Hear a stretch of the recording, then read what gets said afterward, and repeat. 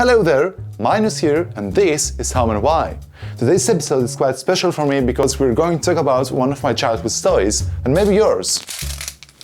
Marbles.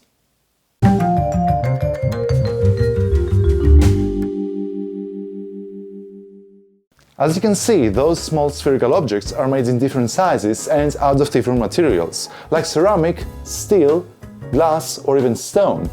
They're fun to play with, but have you ever wondered how they're made? Marbles have been made for thousands of years now, and remarkably the manufacturing has stayed pretty much the same over time. Craftsmen used a raw material made out of clay or stone, clay for its softness and stone for its durability, and carved it with tools by hand into a perfectly spherical shape.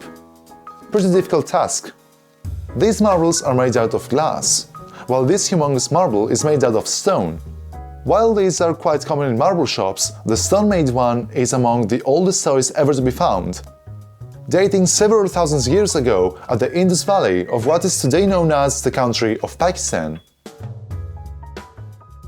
Well, not particularly this marble, but stone marbles in general. Years passed and glass was discovered, Crusader wars ravaged the Byzantine Empire, and Turkish glassmakers found safe haven in Venice. And there, history was made.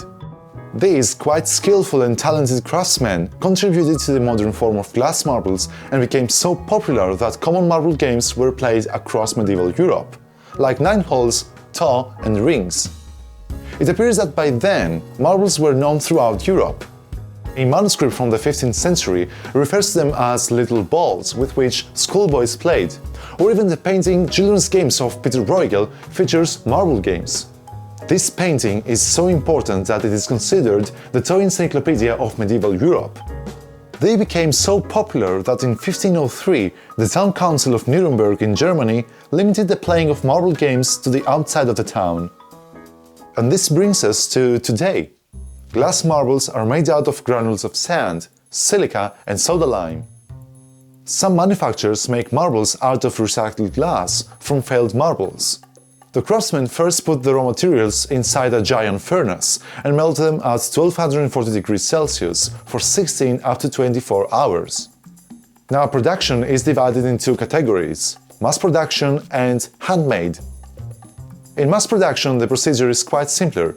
The color of the marbles is predefined when the raw materials are chosen. The molten glass drips down to a shearing device which cuts it in small segments called slugs. The time interval of the device determines the size of the marbles. The shorter the interval, the smaller the marble. Typically for the 16mm marbles, this interval is just 0.5 seconds. The slugs slide down between groups of spinning cast iron rolls, and that's how slugs become spheres. The spinning keeps them from sticking on the rolls. You see, molten glass is quite sticky. But what about handmade marbles? This procedure has stayed the same for centuries, as craftsmen melt sand, again in a giant furnace. They stick the molten glass at the end tip of a steel rod and spin it by hand, adding several layers of other glass segments. They then melt them again, adding more layers of clear glass to make them shiny. These steps may be repeated from 3 to 12 times, depending on the type of the marble. This simple marble, for example, is made out of 6 layers to get those nice swirls. It takes quite more time to make those marbles. The craftsmen use metallic and wooden tools to shape those hot slugs into spheres. After the desired shape is ready, they carefully stress the neck of the segment and then tap the end of the rod to snap the glass marble from the rest. The pump left is then heated and the broken spot disappears.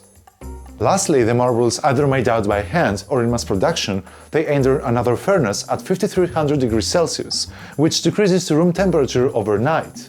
They then distribute to toy stores for you to get. Marbles have come a long way, and even from the medieval times it was documented that kids and adults were playing with marbles and even organizing tournaments. If you love marble racing, then you should definitely check out my fellow YouTubers from the Netherlands, Jelles Marble Runs. These guys are on another level. Races on tracks and sand or even circuits, and games like the Marble League are fun to watch. Click here to subscribe to the channel and watch marble racing on its highest level. You can find more info down in the video description. Thank you for being here today, and as always, thanks for watching.